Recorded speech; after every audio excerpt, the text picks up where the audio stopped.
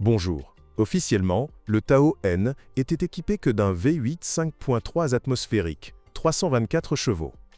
Il accepte l'AI 92, mais notre 92e n'est pas toujours de la même qualité, ce qui entraînait parfois un blocage du papillon des gaz et la panne de la pompe à essence. La consommation annoncée de 14,4 litres au 100 en ville est un mythe américain. En réalité, pas moins de 18 litres. Tous ces problèmes sont généralement liés à elle. Âge. On commence à déprimer vers 150 000 km. Il est donc essentiel de surveiller le niveau d'huile. La consommation autorisée peut atteindre 1 litre aux 2000 km. En cas de manque d'huile, les chemises d'arbre à cames seront parmi les premières à souffrir.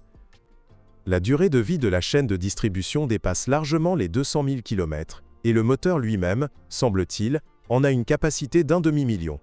Jusqu'en 2011, on utilisait une boîte automatique hydraulique à 4 rapports 4 L60E, datant des années 1980 et exceptionnellement robuste. Elle a une autonomie de 300 000 km.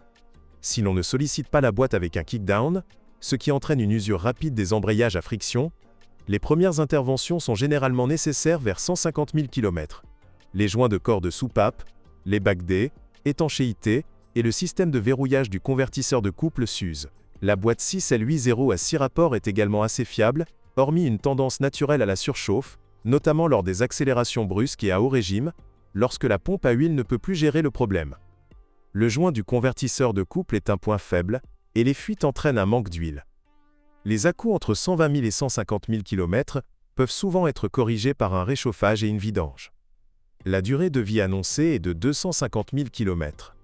Les deux unités sont produites en série, même ici, et leur réparation est bien maîtrisée. Des embrayages renforcés sont disponibles lors de la révision. Dans le système de transmission intégrale, les joints universels de l'arbre à cardan et de l'amortisseur de pompe dans la boîte de transfert s'usent rapidement.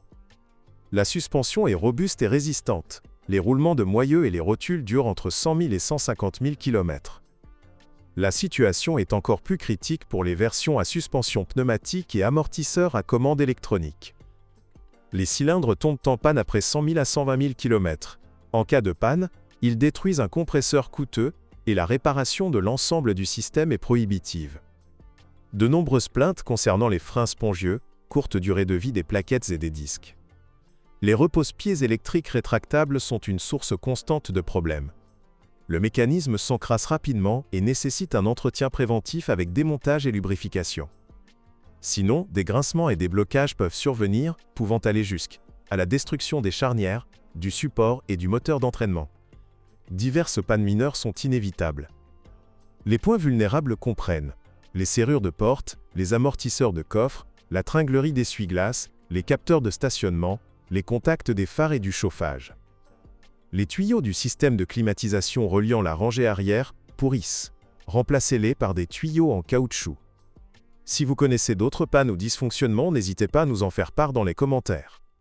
Votre avis pourra aider d'autres personnes à choisir une voiture d'occasion.